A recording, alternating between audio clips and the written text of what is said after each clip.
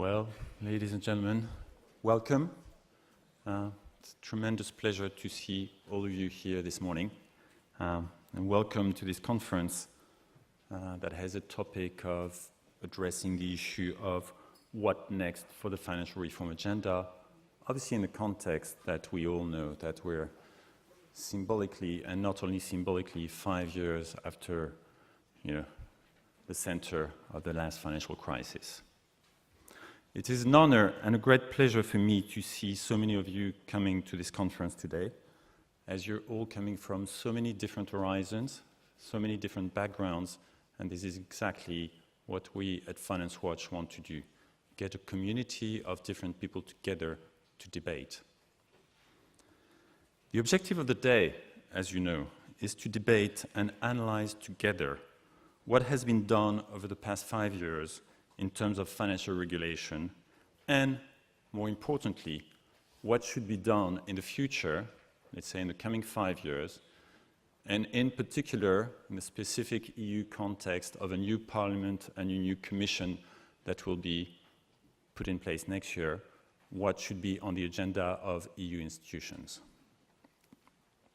In order to feed our thinking for this conference, I have done over the past few weeks the little exercise of asking different stakeholders what they considered that was needed to be done in terms of financial regulation, and whether what needed to be done had been done or not.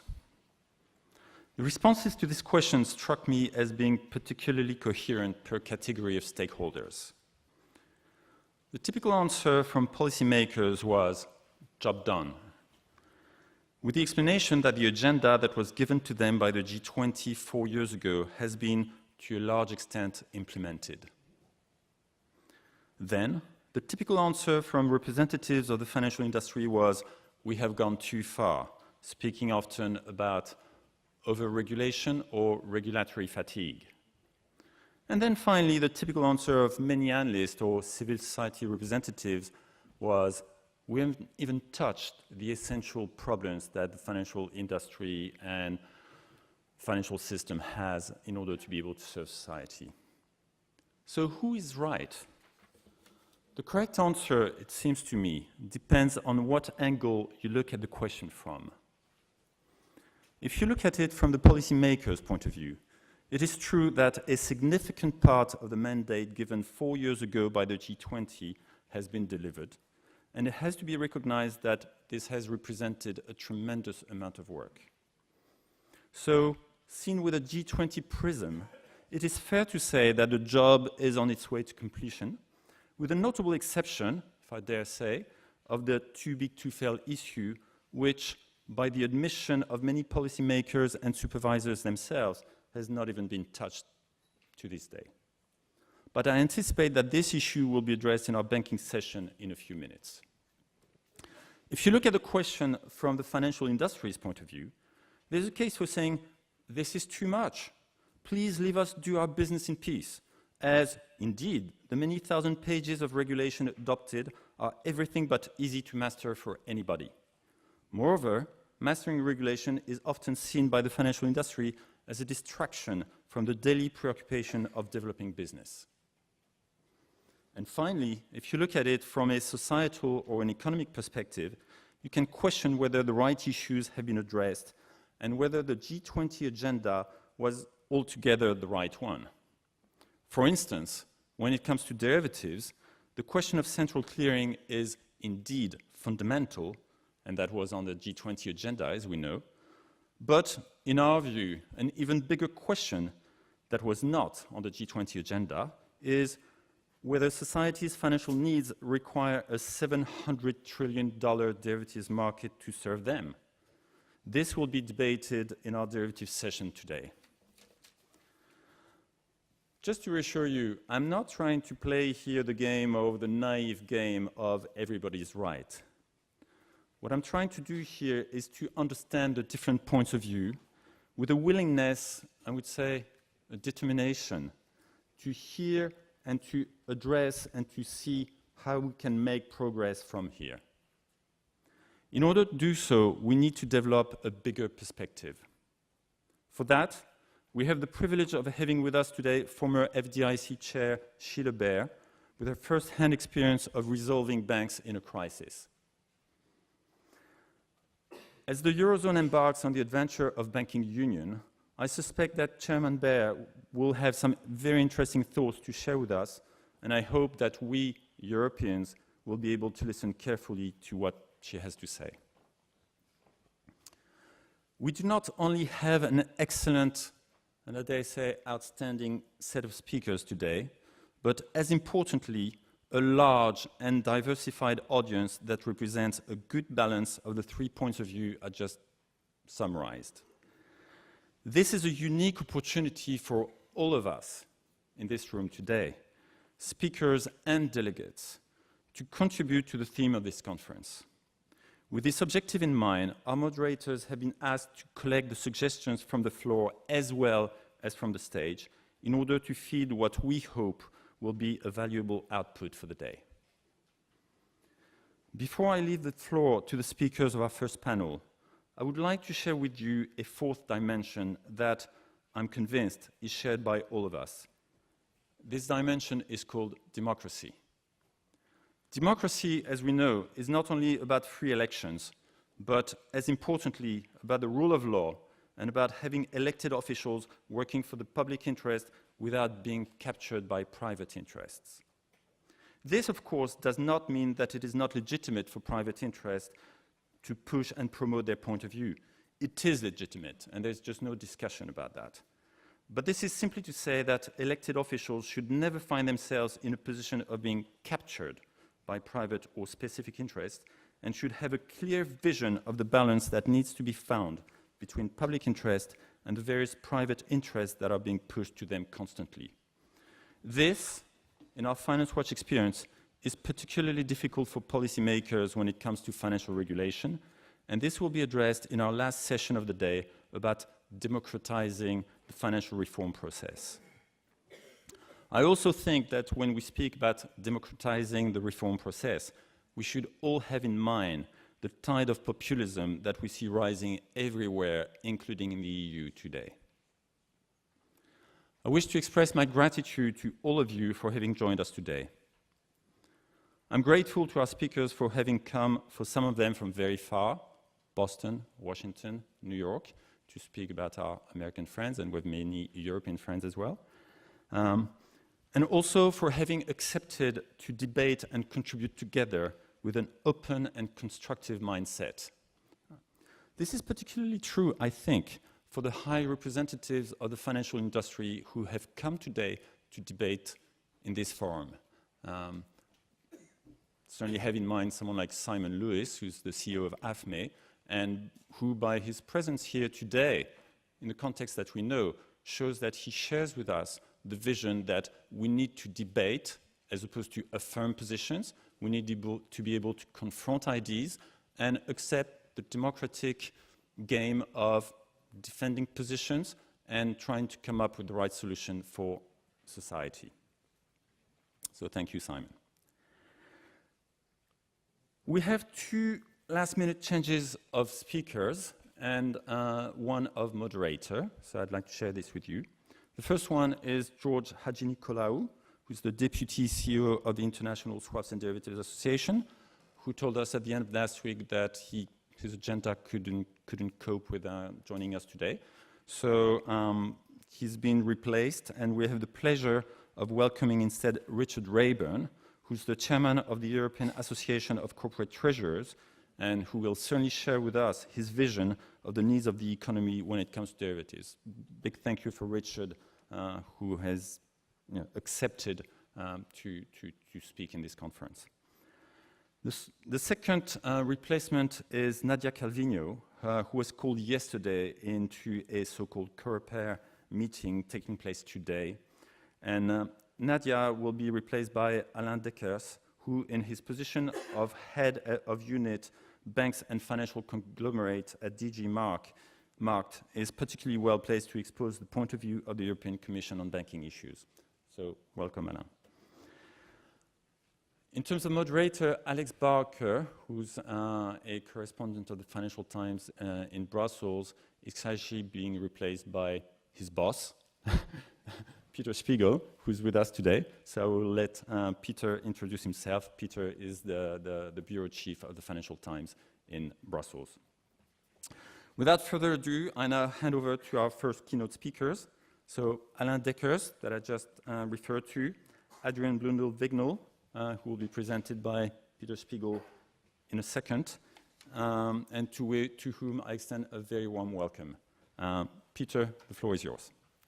Thank you very much. I am Peter Spiegel, the bureau chief here at the Financial Times, and it is my responsibility for having sent Alex away. I sent him to Slovenia, only temporarily, for a lot of the same reasons we're going to be talking, some of the issues we're talking about here, where Slovenia may well be one of the next test cases for cleaning up of the banking sector. And part of the reason I wanted Alex to go there is to explore a lot of the issues that we're going to discuss here in theory and how they might happen in practice in the Slovenian banking sector. But before I get to the discussion here, why don't we go ahead and do our keynote address. Alain, why don't you start us off Thank you. For the first address.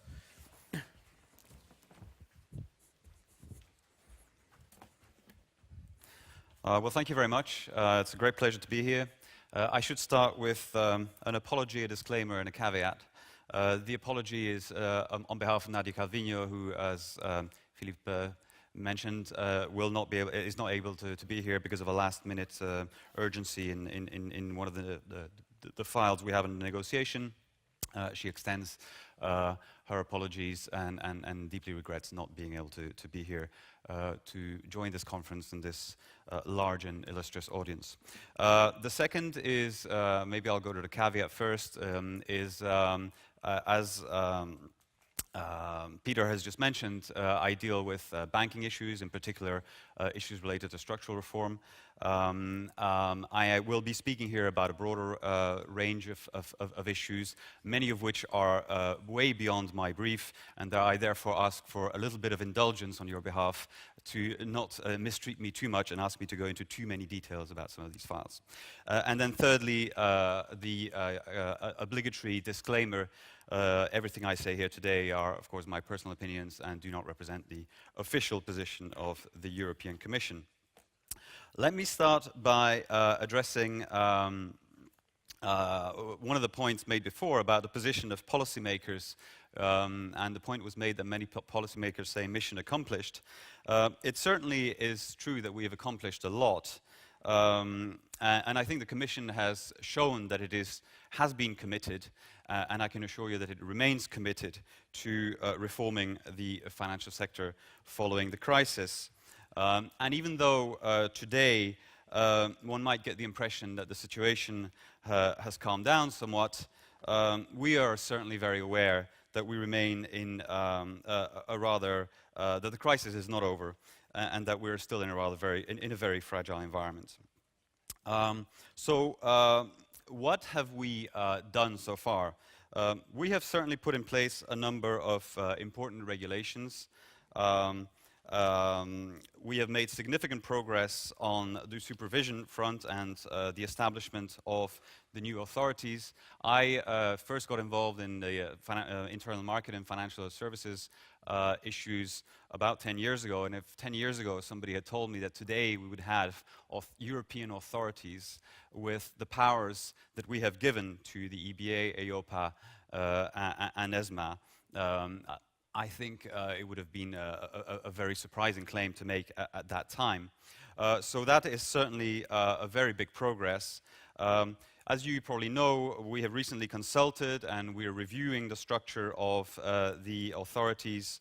Our preliminary assessment is that as far as the three authorities, EBA, ESMA and EIOPA are concerned, things are working relatively well. There is certainly room for improvement.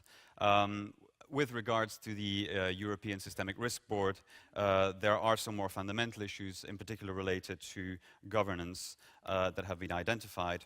We will issue a report on these points towards the end of this year or early next year. We do not envisage at this stage bringing forward new legislation to reform the system of the three agencies. What else have we achieved? Well, certainly important milestones are the adoption of the new capital framework, CRD4 and CRR, and also the establishment of the single supervisory mechanism. And you will probably have seen that the texts have only recently been published in the official journal.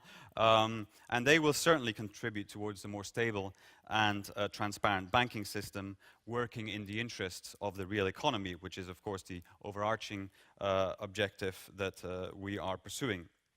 But we should not forget that in the past, we have also, over the last few years, we have adopted a number of other very important pieces of legislation. I'm thinking, for example, about the European Market Infrastructure Regulation or the Directive on Alternative Investment Funds, rules on short selling, and these will all contribute to a more stable financial sector. We do have still some projects that are running and that we hope to conclude soon. For example, on the revision of MiFID, MiFID II, we're confident that we can reach agreement before the end of this year. But we're not there yet. There are still important elements on our plate, even related to the issues which I mentioned before, the new capitals framework. We should not underestimate the amount of work that remains to be done now to actually make it work fully and effectively through the adoption of level 2 legislation, and that will certainly keep both the EBA and the European Commission busy for some time. But beyond that, let me highlight 3 points where we need to continue making progress. The first is we need to complete 2 missing elements of our financial regulatory framework. The first is to complete the adoption of the new crisis management framework, including the Recovery and Resolution Directive, the Single Resolution Mechanism, and the revised directive on deposit guarantee schemes. You know that these are at a crucial stage of the negotiations at the moment, and we hope to make quick progress on those. The second, I'll return to this a little bit later, is that we need to make also progress on the question of the structure of the banking sector. Second point I want to highlight is we do need to make further progress on ensuring also global regulatory convergence. This is a precondition for global financial stability. We live in a world where the financial system is globally interconnected, and we cannot afford opportunities for arbitrage or to undermine the level playing field, which is a guarantee of the competitiveness of the European financial sector. Third element I'd like to highlight, we have done a lot to put in place corrective regulation to address issues that arose during the problems that arose during the crisis. We also need to look forward in terms of proactive regulation, and that has 2 components which I'd like to mention. One is we need always to be ready to fine-tune our legislation or our regulation or our proposals so that they do not undermine the financing of the real economy. An example of that is, for example, the recent decision to postpone the application deadline for Solvency II, for which we have recently put forward a proposal. A proactive approach also means looking at what more may be needed, in particular to ensure that capital is channeled towards productive uses in the real economy and to put an end to short-termism and focusing more on the long term. And that is an agenda we're pursuing in our initiative to ensure long-term financing of the economy. You will have seen the green paper. We will follow up on that early next year with an action plan. Some elements have already been put on the table, such as the long-term investment funds proposal. And we're also looking at a number of other possibilities, for example, maybe providing more incentives to shareholders to promote a long-term investment. So those are sort of three quick elements I want to highlight for what remains for the future. Let me now turn to the issue of structural reform and the follow-up of the Liikanen report, where we are making progress. We're currently at the final stages of preparing our impact assessment, and we intend to put forward a proposal very shortly. As part of that process, we have had a very comprehensive assessment of the options that are envisageable. We have not looked only at the recommendations coming from the Liikanen report, but also at national reform initiatives that have been ongoing in the EU in parallel, and indeed not only in the EU, but also abroad. If you have looked at the consultation paper we issued before the summer, you will see that we have also analyzed the work that is going on in the US in terms of the Volcker report. Why do we need to look at structural reform now, given everything that has been mentioned? Well, in the introductory presentation, alluded to that, and we think that in a context where, especially given the changes that have taken place in the fiscal situation of member states, where in 2008, 2009, member states did have significant fiscal space to rescue banks. That today is not the case. There are still issues, certainly, about too big to fail, and also the institutions that may be too big to fail, but today, because of those circumstances, are effectively too big to save. And that is a dilemma we need to address. Given that focus, it is clear that any proposal on structural reform will focus on only the largest and most complex banking groups. Again, those of you who follow this closely will have seen some analysis we did, and we published that in the consultation paper we issued before the summer. Of course, given that there have been a number of national initiatives, there is also a case for acting at a European level to ensure the effectiveness and integrity of the single market, and linked to that, the effectiveness of the banking union. So we as I said, we will issue a proposal shortly on this.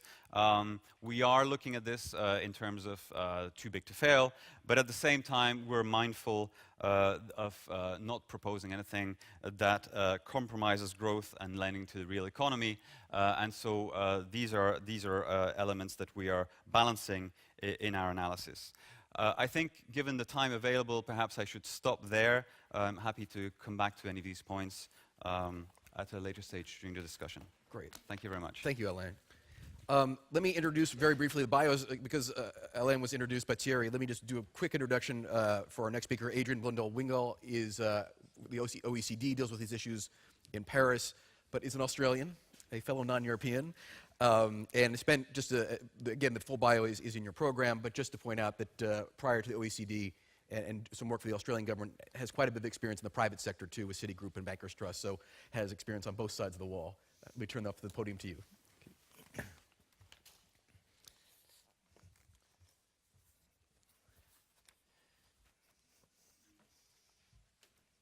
I'll just wait for my slides to come up if, here they go. Well, good morning, everyone. I can hardly see anyone because the lights are really bright. I also should say that I'm speaking, my views are my own, and that not the views of any OECD government or any OECD committee. So they're my own, but these views are discussed. Speak louder. Is that better? Usually I don't get accused of speaking softly, so I really warm up, so get ready. So I just gave my, that it's not, they're my views, not the OECD. But I did want to, just to say as a little caveat to this, that I was told that the audience was a mixture of people with technical expertise and some people who are less technical and so on. So I'm not going to lie to you that this is not an easy subject. And so while I'll try and make it as clear as I can, there are just some things in here that assume a little bit of knowledge of what the real problems are. So we've heard a general introduction, but I want to dig a little bit deeper. Since we started talking about these issues of reform, this first slide just says, well, things have started to change. And basically the two things I want to talk about is how the leverage issues work, and we can talk later about whether that's properly reflected in legislation here and elsewhere. And secondly, about this bank structure issue, which is very, very important. But before I do that, I wanted to show you something as to why I'm so passionate about this and why I get so indignant I just want you to have a look at the blue line there. Now, this is just for the US because it's much harder to put all these European countries together and do the same calculation. But in the US, we have the S&P 500 companies, which is the best part of the United States economy. Now, if you go back to 1980, if you start the beginning of that chart there, you'll see that the financial sector in the United States of the S&P 500 companies took for itself about 6% of the earnings of the S&P 500 companies. Now, just go forward to the early 2000s in the lead up to the crisis. This number at its peak becomes 36% of the earnings of the S&P 500. Now, let's just think about this for a second. The financial sector is supposed to be the sector that oils the wheels of capitalism between real savers and real investors to make it easier for them. They're not supposed to be taking 36% of the birthday cake for themselves, yet that's what happened. You see there in the crisis a big dip, obviously, and now, of course, back again, and we're up around 16, 17% and heading north. And unless we do something about structure, we're going to head back to the sort of situation we had before, which does not promote economic growth. The financial sector is there to help people who do economic growth, not to replace them. Now, so the first two things, the two points I want to make to you is, number one, we have to really think about the two big risks in the financial system. Why did we have this crisis? What are the two big risks? Number one, the two sorts of risks that really matter are leverage. So leverage means you've got an amount of capital equity in a bank, and then the bank builds up a lot of assets. And of course, if those assets go down compared to the liabilities they've committed to other than equity, the equity value goes down. And if the assets keep falling in value, the equity value can go to zero. And of course, at that point, you're in default. You have negative, you're starting to move into negative equity. And so leverage is very, very important. You lower leverage by having more capital. Now, the problem with the, and this is going to be my first main point, and you see this chart here, have a look at it, I'll explain it to you in a second. But the problem with the way the regulatory process is moving is that they have what's called the Basel, let's just focus on the Basel Tier 1 system. Now, the Basel Tier 1 system takes the amount of capital that banks have and compares that to a denominator of what they call risk-weighted assets. Now, this is really quite important because they're saying the amount of capital you need to hold is related to you multiply all the assets you have by a risk weight. Now, who determines what that risk weight is? Is it the authorities or is it the bank? Well, what we actually do for these big banks is we let them run their own internal models that they use for their risk control. And so the banks tell the regulator, well, this is what we think the riskiness of our portfolios are, so this is the risk weight you should attach. Now, when they try to tighten and improve the capital of the banking system, what do banks do? We've now polluted the risk management system of the banks by saying, well, you tell us how risky your assets are. And obviously, the more risky you say they are, the higher the amount of capital you have to have. So what's the incentive? The incentive in that whole structure is, well, if we can just reduce the ratio of our risk-weighted assets to our total assets, then we hold less capital. So to take an example, if you're a bank with a 2 trillion euro balance sheet, and you could, I'm just exaggerating here to make the point, and you could reduce your risk-weighted assets to €1, then you could have a 100% Tier 1 ratio, and you'd have €1 of capital for a 2 trillion euro balance sheet. And that's what you see here. This is going back to 2002. Systematically, these G-SIFI banks, these globally systemically important financial institutions, what they do is they systematically reduce the ratio of their risk-weighted assets to their total assets, heading towards that €1. I mean, I'm exaggerating, it's not €1, but they keep doing it and doing it and doing it. So every time you see that the ratio has gone up from 9% to 10% to 11%, if the denominator is going down like that compared to the total assets, then the leverage can still be rising, and leverage is the main risk. So that's the first problem. And the OECD recommendation there is that we need to have a straight leverage ratio, not a well, you can have a Basel Tier 1 ratio, but you've got to have a leverage ratio. Now, the Basel system is saying 3% is what we might head towards as the leverage ratio, as a backup leverage ratio. What does 3% mean? Well, Lehman Brothers had a 3% leverage ratio when they failed, which is 33 times leverage. They had a leverage ratio of that. It's way too low, and the OECD recommends a 5% no risk weights leverage ratio as the backup, as the minimum, not the maximum, not exaggerating, but the minimum that you should have. Now, I want to come to the second part of risk, which is because we talked about leverage risk just there and what the problem with the way the Basel is doing it and how the leverage ratio is too low. The second thing that's really important here is what's called counterparty risk, because as the first speaker said, things are becoming more interconnected and more complex and interconnected. And the main interconnection is related to the derivatives market. And I think in the introduction, Mr. Philipponnat said that we had 700 trillion world derivative market in notional terms. But when that boils down to what net exposures are, so what this variable is here, I want you to have a good look at it, because you're looking at probably the most important event that happened in the financial crisis and why we have quantitative easing today and so on. So what you see here is the what's called the gross credit exposure of derivatives. Now, what that means is that when you have these derivatives, you have counterparties and they trade with each other, and they have a sort of a net settlement value, which is called the gross market value, and then they're allowed to do a lot of netting of things. And the amount that's left after you've done the, come right down from the big notional values down to the actual exposures, and then you've netted off all the derivatives which are offsetting those exposures, because they trade these things all the time, then you're left with something which is the true open exposure of the derivative market, called the gross credit exposure. And against that, you need to hold collateral. And there you see, for the whole world, in the derivatives market, you see something. And I want you to have a look at this. So just look at the grey line, that'll make it quicker, is you see that in 2006-07, just before the crisis, there was about, in the whole global derivatives market, there was about $1 trillion worth of collateral.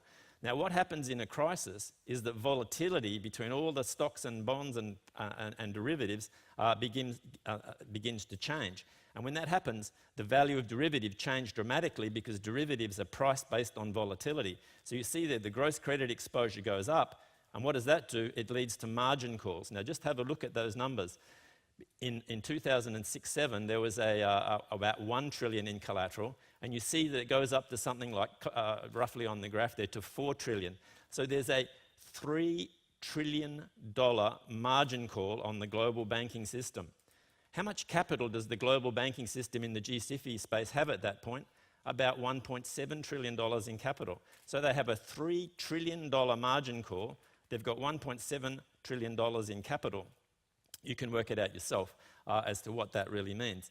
And the other thing I'd note from this chart is, if you think the reform process has now removed all of that and we've returned back to something like what we were in the early 2000s, wrong. You can see that we're basically back to the levels that we had just as the crisis was about to break. I won't go into this, but let me just tell you, this is the biggest simplification you can do in terms of looking at derivatives trading. Multiply this by 1 million or something like that for banks and so on. You'll have, in terms of complexity, it's a very complex process. I won't have time to go through it. Now, here I'll come to what the OECD is trying to do. Now, when this whole reform process was started with Basel and banks fighting against the idea of separation, because we've got Vickers, we've got Volcker, we've got Lee Cannon and so on, policy had to be made, what I call making policy on the run. There's a crisis, we don't have much evidence, a lot of things are happening, you just have to do something, and policymakers have done their best. And the changes, let me say this too, that the changes from Basel II to Basel III have been very positive changes in many ways, in particular in the definition of capital, which I'd single out as the single most important thing that Basel III has done versus Basel II. But nevertheless, we haven't tackled the structure problem, and we haven't tackled the leverage problem in the way that we should. Now, you have a look at here. So what does the OECD do? The OECD says there's been too much policy on the run. Everyone's been making these policies, letting the banks have their say. Let's actually get down to measuring the individual banks, and all these numbers along the bottom here, I wasn't allowed to name their names, but you can see they're divided between the US banks and the European banks. And so we calculate this measure called the distance to default for each individual bank. It's based on complex option pricing, but you're getting the information from stock prices into the riskiness of a bank, which is a way to look through, because banks never report what you need to see, and this is a way to look through all of that. So what you see in this chart is when you calculate the distance to default, and this is in March 2000 this year, you see there that the US banks a high distance to default means a good thing. You know, that means you're a long way away from the default point. And you see here that the US, that black line is drawn at 3 standard deviations. So we say at the OECD, 3 standard deviations is a fairly safe point. Is that unrealistic? No, because most US banks now, after all the things they've done in the United States, are sitting up there well above 3 standard deviations, in most cases in terms of the distance to default. But if you look at Europe, you see a very different story, where while some banks are, they're not very many, and as you go down towards 2 and 1 standard deviation, all it takes is a little bit of volatility to take you under. And if you don't believe this, and just to give you an illustration about both the leverage issue and this derivatives issue, this counterparty issue, just think of the case of Dexia. Dexia goes into default, big European bank goes into default, it defaults at the end of 2011.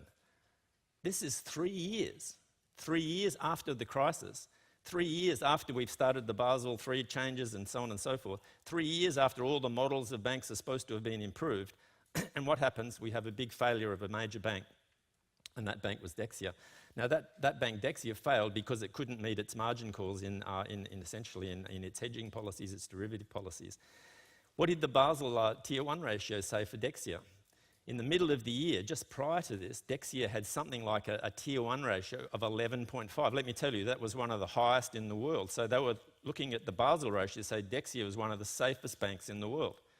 At the end of the year, and this is the most staggering point of all, at the end of the year they've failed, they have negative equity, and they put out a report showing what their Tier 1 ratio is. And their Tier 1 ratio is not 11.5 anymore, it's 7.5 or something like that. Still above the minimum you had to have. So what is the value of a measure that you can even go to default, be nationalised, taken over, failed, and you're still meeting the requirement? Obviously something's very, very wrong. Let me just finish then on the OECD. So I'm not going to talk about some of these complex issues, but I will talk about the main idea that the OECD has in terms of, other than the 5% leverage ratio, we say that banks should be separated. And this is just a hypothetical bank, but let me tell you, for those of you who know banks, you probably be able to recognise the proportions of certain bank. But nevertheless, so it's kind of sort of a realistic example. So on the left, you have the universal bank. It's a big bank. It's got a $2 trillion euro balance sheet. The OECD proposal is the following, which is we should separate the core deposit banking function, so that on the right-hand side you see the separated deposit bank and the separated, so it's a simple separation. We call it a non-operating holding company structure. So we separate that bank on the left into 2 bits. They still stay within the group, so you can still have your BNP Paribas, your Deutsche Bank, or whatever, and you're still in the same group, but you're separated and legally ring-fenced from each other. And the key point about the legislation that we're proposing is that the creditors of the separated security subsidiaries cannot chase after the assets and capital of the core deposit bank, which is where deposit insurance, where the mum and dad deposits and things are sitting. So, and how do we separate? We say if we look at a bank and we see that that bank has got a derivatives proportion of its balance sheet greater than, say, 10 to 15%, something like 10%, then that bank has a business model which is very, very different from standard core deposit making. That bank is a bank that's going into prime broking, market making, origination, and so on, underwriting. That's a very, very different business. That's the high-risk business where derivatives play such a big role. And if you want an idea of a bank that we think is very, very safe, an American bank called Wells Fargo is an example of a very big bank. How much derivatives does Wells Fargo has? Even when you convert it to an IFRS basis, i.e. no netting of derivatives, you find that Wells Fargo, probably one of the safest big banks in the world, has a derivatives portfolio of about 7%. So 7% of your portfolio as derivatives, enough to do all the hedging you need to do just for your own things. But if you start to do things for other people, getting into prime broking clients and investment banking and so on, then of course those amounts go up. And that's the risky universal bank. So we say, okay, let's look at the derivatives. Let's have a threshold. We separate that bank, and in your example there, you can see what is the characteristics very quickly of the deposit bank there. You see there, if you look along the derivative assets row, you see the ratio 0.1, so 10%. So we say this bank can have 10% derivatives. So it's changing from the first bank, which has a 40% in derivatives. And if you look to the separated investment bank, we say, well, you can have 50% in derivatives, but you are totally separated. Now, why are we saying that you should do that? And why should the creditors of the investment bank not be able to chase the creditors of the deposit bank? Because we want to have too big to fail addressed at the beginning. It's all very well to talk about having single markets and resolution authorities. This is like a pessimistic. This is what you do when you have a Dexia. You have to get in there, fix it, and resolve it, and bail people in, and so on and so forth. But if you really wanted to not have to go down that path and cost the taxpayer money, then you want to have a preventive measure that basically makes it less likely that that would happen. And of course, the most important preventive measure that we can think of is this, what we call a non-operating holding company structure. The parent sits above those two banks in a simple example like this. It issues equity, it invests the equity in the deposit bank, the security subsidiary, but that's it. It doesn't operate any further. And the deposit bank then has a leverage ratio of 5%. You can see there the 5% leverage ratio. It has only derivatives up to 10%. This is a very safe bank, whereas the security subsidiary is allowed to do more than that. We say let the security subsidiary have whatever it likes, 2% leverage that the original, let me tell you, that's the sort of ratios they have, that the original universal bank had, and let it have as many derivatives as it like. But why do we not care about that? Because if you do that, and if the creditors of that investment bank know they can't chase after the deposit bank or the government or the parent, it's ring-fenced, then what happens? I'll tell you what happens. Then the pricing of risk it gets taken where it's actually undertaken. So that investment bank becomes more risky because the guarantee, the implicit guarantee that that bank on the left, the universal bank, is too big to fail, is taken away. And of course, the new bank then has, if you're a counterparty of that new separated, ring-fenced investment bank, then you deal with that bank, you have to take your own precautions. And of course, then the price of risk is much higher. This is so obvious. It's so obvious. But why don't banks want to do that? Because look what happens. If you want to respect those leverage ratios and have the safe deposit bank, you see there that the $2 trillion bank, just to meet those leverage kind of constraints that are put on there, basically the size of the bank halves. If you add up the amounts for the two separated bits, the size of the bank becomes smaller. And what does the size of the bank becoming smaller mean? That this part over here, this security subsidiary, if it does the wrong thing, you can resolve it. If Lehman Brothers had been working in a world like this, Lehman Brothers wouldn't have been this big, it would have been this big. And we wouldn't have cared what happened to Lehman Brothers. So that's the sort of proposal the OECD thinks is the most important. I'm just about finished there. There's been many criticisms of separation. Maybe I can answer those in question time.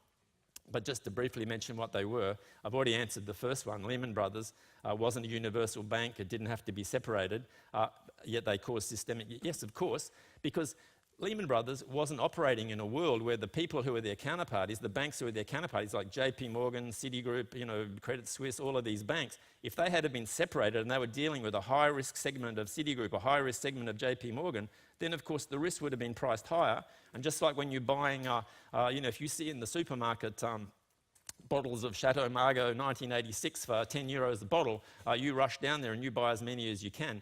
But if they're priced at 100 euros a bottle, you don't. So what happens if you're working in a different world is that Lehman Brothers would have been a much smaller, much less cases of wine in the supermarket if that had been the case. The others were that GCFI banks that failed were in the crisis was the specialised mortgage banks, and I was going to talk a little bit to that, but let me tell you, the reason why those banks failed was because they got into bed with the big GCFI banks in the form of, instead of having the standard deposits and loans and so on, they believed that if they just kept pushing out into loans, you could securitize them now and you could sell them to Fannie, Freddie, to banks and so on for the securitization process. So they kept doing this. So they pushed down interest rates on loans. They went out into the higher risk area because they were looking more and more to get these products that they could sell into the securitization process. They changed their business model, in other words, to have a fee for sale type of business as opposed to the standard spreads that a traditional bank is supposed to have. The last couple of points I'll make is that separating the core deposit bank will force investment banks into wholesale funding, which our own modelling says is more risky. Well, of course it's more risky, but what does that mean? It means that the price of risk in that investment bank goes up. It's like what Homer Simpson says, of course the price of risk goes up, and of course the size of that goes down. And if you're a policymaker, that's what we want, not to say that banks, oh, look what will happen to us if that happens. Legally too complex, let me tell you. This is something that really annoys me because I've heard this in debating with Charles Goodhart and others in London and in Stockholm recently. Legally too complex. There is actually an example of a non-operating holding company structure in the world. It's in Australia. It's not forced on banks, but our only big investment bank, Macquarie Bank, had to form that in 2007. It saved it during the crisis. It's not too... You know how long when the legislation was passed to have that structure in Australia in July 2007? Macquarie Bank separated itself by August 2007. So this is very possible. It just requires the bank to want to do it. And of course, some people say, well, what about the fact that it's just really, if you ring fence them, you might as well just go Glass-Steagall? Well, we don't believe that. We think it's politically acceptable, and legislators should think about this, that it's politically acceptable to have a non-operating holding company structure because the group still stays together. You still have synergies, for example, the technology platform, the back office, and you're able to sell things between banks at an arm's length distance and so on. There's still reasons to be together. The group stays together, but it's a safer group. So if you want to separate them Glass-Steagall style, well, go ahead. I won't complain about that. But we don't think it's necessary. If you have the right legislation, I'll stop them. Thank you very much. We don't have a huge amount of time left. I'm going to take the chairman's prerogative and ask a few questions here, but I'm going to try to turn to the floor for at least the last 10, 15 minutes. So those of you who have questions, please prepare them. But Adrian, let me ask you to address two things in a couple of your slides and have a couple of slides talk to each other. And the first one, it maybe sound obvious, but just to re-emphasize this point. The slide that you showed was quite dramatic about the derivatives files and how the margin calls were going up, and they hadn't come down even now, 3 years into the crisis. Your argument is that through separation, that volume would come down necessarily because the pricing of risk would go up. Is that your argument? Because I just want to make sure we understand how you see the separation model deals with that huge exposure on the derivatives portfolio. Yeah, no, that's a good question. We believe that this happens normally because I used to run a derivatives portfolio, like a $4 billion business in Bankers Trust, and it was a levered derivatives portfolio. And so I remember one time, just to give you an example, probably the best way to explain it, where we were setting up a new counterparty relationship with a very big US bank, and this bank offered us the counterparty actually to be a small separated subsidiary in the Cayman Islands with $5 million in capital.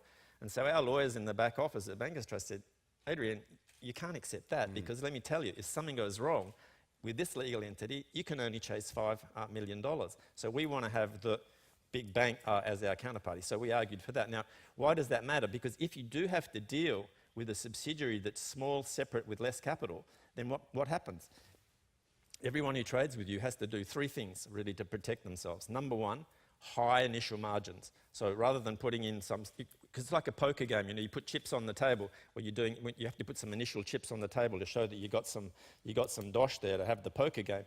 We want to have those chips looking really high, so you've got plenty of chips on the table for this game. That's the first point that happened. The second point will happen is that, and when the volatility happens, and there's one winner and one loser always in derivatives, then we have 100% variation margin that those chips, all of them that are necessary, get transferred around. And the third thing, most important of all, is that you have third-party custody of those chips. You don't want to have the investment bank saying, oh, well, we've got our chips, we promise you that they're yours, we'll look after you, they're segregated inside the bank. No, you want third-party custody, because we've had legal cases like this in the United States where when we thought we had segregated accounts, they turned out not to be segregated accounts. Now, if you do that, what happens is the pricing of derivatives becomes much more risky, because the way they get cheap is they do this thing called rehypothecation.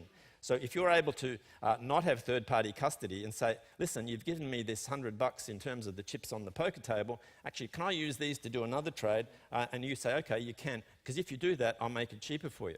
But if you take that away, then of course the cost of doing the trade goes up. So if the price goes up, just like the bottles of wine in the supermarket, the demand goes down, and that's the way it works. Let me ask you one other slide, because this segues very nicely with the work that DG MARKT is doing right now, which is, I'm still stunned by that slide that you called, I think, distance to default, and the fact that the vast majority of European banks there are below your threshold there. Just give me your bumper sticker reason as why you think that is. Is that just because the national supervisors, the national regulatory authorities have been politicized or captured by the industry, whereas in the U.S., because you have a centralized supervisor in Washington, it's less politicized? Or just give us your view of why that is, because obviously it very much influences the debates going on now about the single supervisor and the single I think it's really, really important.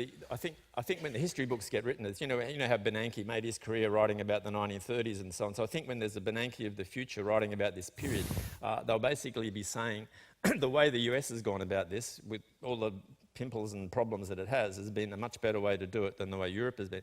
At the beginning of the crisis, Europe said, you know, hear no evil, speak no evil, see no evil. We don't have any problem in Europe. In the United States, even back in Hank Paulson's day, they said, we have a huge problem. We're going to hell in a handbasket. We have to do something. So that was the start of it. But the real reason for it now is because I think all the work that they're doing here to change Basel III, to look at separation, I think it's all good and all going in the right direction. But the problem is you don't want to be starting from here. And that's the issue, because what the problem is with these banks is they've got what we call the biggest problem that we see in the official world is the thing called forbearance.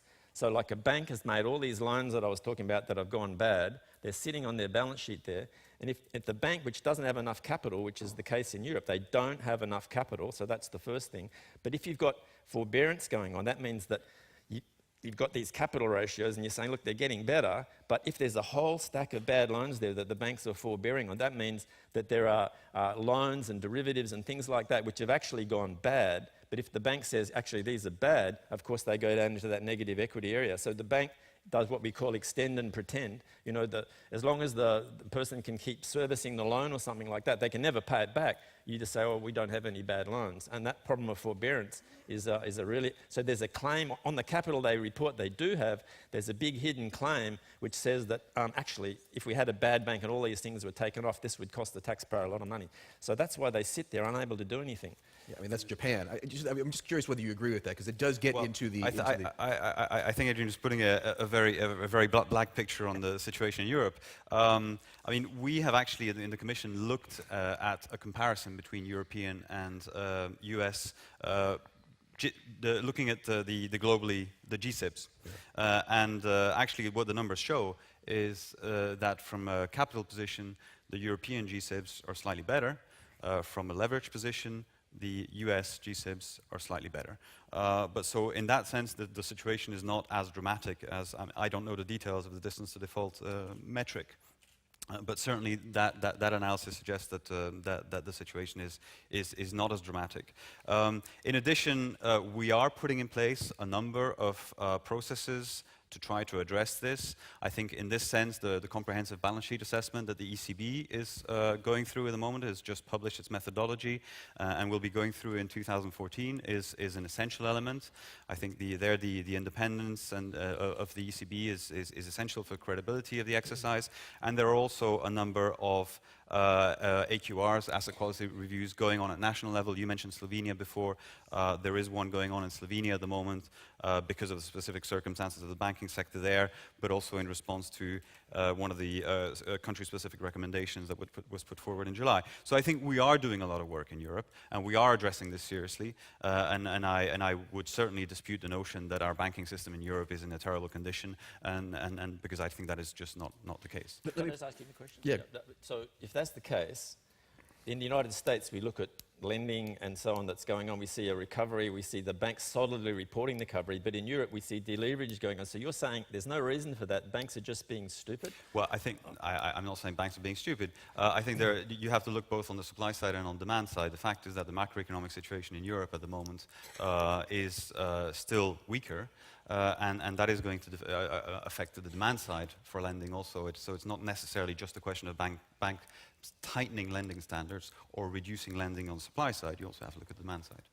Let me just press you one more on this, and then I'll let you off the hook. But even Alain on Tuesday said the reason we need the ECB to do an asset quality review next year is because the first two sets of stress tests and reviews done by the EBA are viewed as uncredible, and that for reasons that had to do with national interest groups, that even when they said you need to do this to Bank X, the national supervisor was captured by the local industry and didn't do it, and that's why we actually need a European system. Is that a different narrative than the one you're arguing? Because he certainly made the case that, you know, he actually used the phrase, Draghi doesn't want crap in his hands. He has huge incentives to make that AQR real because in the past they weren't.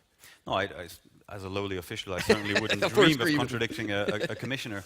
No, I think that is indeed why we need to go through these processes. I mentioned the ECB balance sheet assessment, but we're also now going with the AQRs, where we have strengthened coordination at European level with the EBA. EBA has issued guidelines now to try to address precisely some of the weaknesses which we saw in the past with previous exercises, and that will then feed in also into stress tests that will be carried out in 2014. So again, we are not complacent. We're working on this in a serious manner, and I think we have put in place the procedures to address these matters in a serious way. Let me change the topic slightly to sort of the overall proposal the OECD is making on separation, which is obviously very similar to what Liikanen has made, which is similar to Vickers, which is similar to Volcker. Just get your I know you're still working on your final proposal. It's imminent, we always hear. Just get your sense as to how similar you think it will be to what the OECD is producing. But also, you in your opening remarks talked about how, I mean, by definition, by their names, they are globally systemic, important financial institutions. And yet now we have Vickers in Britain, we have Volcker in the US, we have Liikanen in non-British EU. We don't seem to have a global strategy on this. We seem to have balkanization. I'm just curious, as you try to address this now, how much you can do it as a Europe-only exercise, and how much this needs to be done on a G20 or on a larger level, and where does that go? Because it still seems that we're doing it on a regional bloc level. Well, I think there is some truth in that. The fact is that structural reform was not part of the G20 agenda that was launched in 2008, 2009, and therefore jurisdictions have tended to proceed of their own accord, and we certainly are fully willing to engage in a debate about this at an international level, and indeed, whether at G20 level or during an IMF debate. There has been have I lost the microphone? No, there we go. For calls for coordination at international level. I don't think that should mean that we should stop doing it at national level. We do need to move forward. These are fairly fundamental issues. I think Adrian has made the point very well. And by the way, I think the overall analysis, I won't go into the details of the non-operator holding company versus other models, but I think the overall analysis that Adrian has presented is a sound one, and one which we largely share. And in terms of the rationale for structural separation. So yes, we do need to move ahead with this. I think there are sound reasons for moving ahead with structural reform, and we may not like necessarily the fact that we are starting from where we are, but that's the reality. We are where we are, and we need to move forward.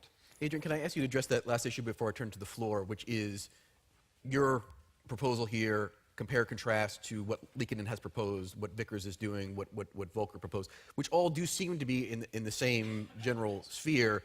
A, do you agree with that? Do you think that at least the West is headed in that direction? And B, how concerned are you that we're developing different rules in different areas in different blocks when this is actually a global problem? No, that's a great question. I've got a few problems with all the proposals of those three that you mentioned. But the one starting with Liikanen here in Europe, which I think has actually got many, many good elements. I think the idea of a threshold is one that we're using, but the main problem I have with Liikanen is a very precise one, and that is that the first variable they choose to say, because under Liikanen you say there's a sort of a stage one process. You look at banks, and if they have certain characteristic, then you go to stage two, where the supervisors have a jolly good look at you, and they decide whether you should be separated or not. But the stage one, to get flagged for separation, is you look at the trading book plus available for sale securities, and if it goes over a certain number, which is like, say, 15%, then that bank is something where you should think about as a key flag for separation. What we find in our research, trying to inform this process by the distance to default research and modelling the distance to default, using individual bank data, is that very variable is positively related to the distant default in a very significant way. So that tells, and why would that be? Because when banks, like for example Wells Fargo, that's not an investment bank, it has like 20% or so of trading book plus available for sale. So when you've got those things, you've got plenty of liquid assets that you can sell if you get a margin call or you can pledge. So that's the first point. I mean, Liikanen does have other proposals related to market making, and that those sort of things affect derivatives and so on, and that all comes into it. But just that one thing, that one variable, we'd say, think about derivatives as the variable. That's the key one. That if you go above 10 to 15% in derivatives, then you're talking about a very different banking model. Lots of banks can have high, trading available for sale securities, but derivatives is a key thing. So that's the first point. The second point on Volcker, I do have a problem with Volcker. I think they've done a lot of good things in that, but the main problem with Volcker is that they basically have, under the legislation, they have a blanket ban on speculating on short-term price movements, but then they say that the bank can do market making. Now, if you've ever worked in a bank, you know that you can't do market making and origination and underwriting and so on without making a book. That's like going to the horse races and the law is with the bookies. You're not allowed to speculate on the prices of the horses. You just can take a fee for giving a ticket. So the favourite's getting backed in, you're still charging $2 a ticket, $2, and you're going to get taken out backwards. Of course you have to speculate on short-term future price movements when you're making a book. So I don't understand that aspect of Volcker. I mentioned Liikanen and the Vickers thing. The only problem I have with Vickers, which is the closest to what we have, is that they ring-fence the retail bank, but all the other subsidiaries are not ring-fenced. So if you have a bank in New York, a bank in Frankfurt, a bank in Sydney, something like that, say Barclays, then the creditors of those institutions can chase after the other subsidiaries and the parent. They just can't chase after the retail bank. We just say, go the next step, put a little circle around all of them.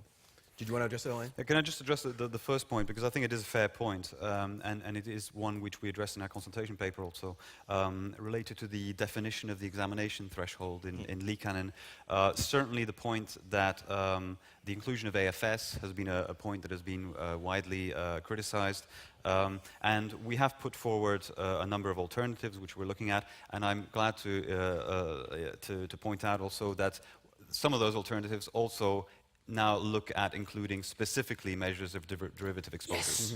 Yes. So those are in our consultation document. We haven't yet finalized our analysis, but certainly the point about derivative exposures is well taken. It's not purely based on derivative exposures, some of the options that we're looking at, but it is certainly taken into account. And we're also looking at both asset and liability side for some of these options to take into account effects, for example, related to options, where the risk only materializes on the liability side. So if you only look on the asset side, of course you're missing part of the picture. Okay. I would also strongly recommend that as you look at the examination threshold, you take Adrian's language in there and make sure it says a jolly good look happens once you hit that threshold. So we only have about 5 or 10 minutes. I'm going to steal, because we started late, some of your coffee break for the Q&A period, because I'm the chairman, I get to do that. When you're called on, there are microphones going around. Please identify yourself and where you're from. It's particularly important in this audience because, as Thierry pointed out, there's a lot of people from very different points of view, and I think it's important if you say where you're coming from when you direct your question to us. And again, if it's for a particular panelist, please identify that as well. So it's hard for me to see. Can I just see some hands up? I'll take it one-on-one, and I see it in the back right there on the left, right behind you. Yeah. Actually, if you stand up, because we're having a hard time seeing up here, that would be helpful as well. Erkki Sarsa from the Finnish Ministry of Finance. I think that in terms of the policy objectives for the next 5 years, there's a burning question, which perhaps was not fully reflected in the discussion we've had so far, and it is the delicate balance between adequately strict prudential rules, maintaining financial stability on one hand, and maintaining the lending capacity of the banking sector on the other hand. So my question is, where do you think that we stand in respect of this question at the moment? Which direction should we move? We still have, I understand, the capital requirements for trading portfolio, liquidity coverage ratio, net stable funding ratio under work. So to which direction should we move from where we now are in these things, and of course also in terms of the structural reform. Alain, let me ask you to address that, because you sort of raised that issue in your opening remarks, and it was sort of the question that Adrian was posing to you. I mean, talk a bit about that balance and where you think you're headed. It is a good point. For example, in relation to liquidity, it's certainly an issue we're looking at. We have to be aware that there are possibilities foreseen in CRD/CRR for the Commission to make adjustments. Some of these requirements are going to be gradually phased in. For example, the LCR will be gradually phased in over a number of years. If I look at, for example, the leverage ratio, we have possibility for tailoring leverage ratios depending on business models of banks. So we have a number of possibilities for doing this, and we're not unaware of the issue, and clearly there are some trade-offs. Nevertheless, I think we do need to move ahead, and we are doing that both on liquidity and leverage. Adrian, do you have a view on that? Because I must say, as a reporter, one of the biggest complaints you get when bankers come to town is, hey, everyone's blaming us for not lending in the real economy. It's not our fault. Mm-hmm. It's all these capital requirements you're putting onto us, you know, Basel III being moved up, and, you know. What's your view in terms of the reason there hasn't been lending to the real economy, and how do you strike that balance between, you know, prudential and actually growth? Yeah, no, I think it is a good question. I think, first of all, it's not unrelated to the structural reform process, because, you know, if you think about that, you know, if you wanted to get lending going tomorrow, you could say, if we could really separate a core deposit bank that just had deposits, that was guaranteed, that had a, you know, reasonable leverage, a certain amount of capital, and it was never going to be interfered with by the investment bank, that immediately says you can get on with it. Now, except for one thing, which is what I referred to before, which is the forbearance issue. So even if you do that, and you've got the investment banking over there, and this bank can get on with it, if it's sitting there with a lot of these forbearance problems sitting there. Now, you know, your response about it being the demand side was, you know, there's obviously an element of demand side, but I'm not just making this up. You know, when you talk, as I do, to, you know, the heads of major European banks are, you know, of a not a G-SIFI type, but, you know, but very big one. I'm thinking of Italy, for example. They will tell you the number one problem in Italy. This is almost a direct quote from someone who's the general manager of one of these banks. The number one problem in Italy is that we have too much SME lending. And what does he mean by too much SME lending? He means that we've got all these like zombie sort of firms who we've made these loans with the political pressure not to pull the loan and create unemployment there. But see, from a growth point of view, and to get the economy going, you need to deal with those bad loans that are sitting, because in growth for the small business sector, you need to take it away from the zombie companies and give it to the new employing dynamic companies. It's that process that's not happening. So to me, the most important thing to do alongside longer term legislation is you've got to get this bad bank thing going. You've got to deal with the troubled assets, and it's probably, you know, a reasonably big number that's going to be involved depending on which country you talk about. But that seems to me to be the most important thing to do, which hasn't been done. I mean, the picture you're painting sounds very much like 1980s Japan. I mean, is that the parallel we should draw? Well, you know, Japan had more than a lost decade. I think they have a lost couple of decades now. So I hope that it's not like but the diagnosis was very much zombie firms, the banks unwilling, because of political pressure, to write off, you know, all these loans and basically start anew.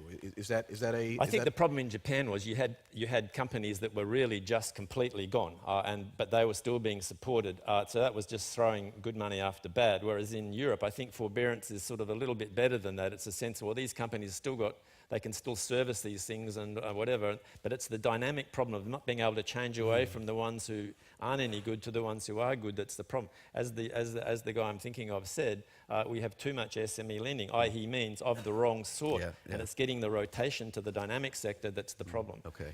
Let me take one last one because we're running out of time. I see one. Actually, I see a couple hands. Let me take them both, and then we'll go to the panel, and we'll wrap up. Thank you, Box Invest Paris, Pierre-Henri Leroy. Just the two gentlemen have addressed the issue from the point of view of financial stability. My question is, both institutions, it's quite refreshing to hear the way OECD is taking a look at this situation, but both institutions are also in charge of economic efficiency and economic fairness, and especially competition. The question for you, gentlemen, is anybody in your institution taking also the analysis of which Lee Cannon's report has tackled a bit, which is the impact of the current banking model over free competition in the service industry. Thank you so much. And the gentleman here in the front row. Thank you. Michel Crinetz, a French member of Finance Watch. A question for the banking unit. You've just mentioned the leverage ratio. There is one in Basel III. Why did you not include it in CRD4, for example? Simple question, simple answer. Alain, that's right at you. Well, there is a process foreseen in CRR to come up with a leverage ratio. We'll have a disclosure requirement from 2015. The EBA is going to report, and then the Commission has to come up with a proposal, and that would be applicable then from 2018. So we are, of course, also following the consultation process that is going on in Basel. We will take that into account in formulating our proposals. But again, we have to bear in mind that we have some specificities in Europe. We're applying Basel III to all our banks. It's not the situation, for example, in the US. We have to take into account the situation across the internal market. And there are potentially some issues which we need to look at, for example, impact on repo markets coming from implementation of leverage ratios. So there are a number of issues to look at. This is not to say that leverage ratios are a bad thing. They certainly can be a very useful backstop to the risk-weighted assets-based capital requirements, and we're working on this. So it's I don't think you should have any fears that we're going to drop this on the floor. Adrian, do you want to tackle the first question? Yeah, the question on competition. I think well, two points on that. One is the answer is yes. We are working on those issues. The key thing about the separation proposal is it's really, you know, like a lot of people say to me, you're some sort of, you know, this is some sort of used to work in the markets, now you're becoming some sort of a socialist, you know, talking about, you know, this separation and so why are you hurting, you know, the people who paid you the good money before? Well, it's because I've been looking at it from the OECD perspective so if you separate, you know, subsidiaries, see the big problem with capitalism is that you have monopolies develop and people in the markets, they love monopolies and not to have competition. So if you can have a subsidiary that's a part of a universal bank, then the implicit guarantee of being too big to fail means you're cross-subsidising. You're cross-subsidising that risky business. And of course, people love that. That's how the big problem in the world is that, you know, the gains when the banks are doing well, you know, go to the bonuses and everybody. But when anything goes bad, it goes to you know, the taxpayer. So the socialisation of the losses, but the privatisation of the gains. So the separation proposal is let's put it on a level playing field. That way, you know, you're really pricing risk where it should be. So we see that as very much a competition policy. And the other point I'd make is there's one point about the legislation. I don't know what's going on in Europe in this particular one, but the treatment of counterparty risk under the Basel process is making a very big mistake, and that is with this CVA charge, because the CVA charge works on netting pools. And the netting pool means that when you have, you know, you have this sort of capital requirement based on your derivatives position, if you have offsetting trades, you're up some, you're down some, and you can just net them off, the CVA charge applies to that. Now let me tell you, this is a little bit technical, but let me tell you, under the question of netting is a settlement concept. Netting has got nothing whatsoever to do with market risk. So to base a CVA charge on netted derivatives is a crazy thing to do because the position can change in the same course of the day. So what it does in terms of the question, though, in terms of competition, is that if I'm Citigroup, just imagine there was only 2 banks left in the world who traded with each other.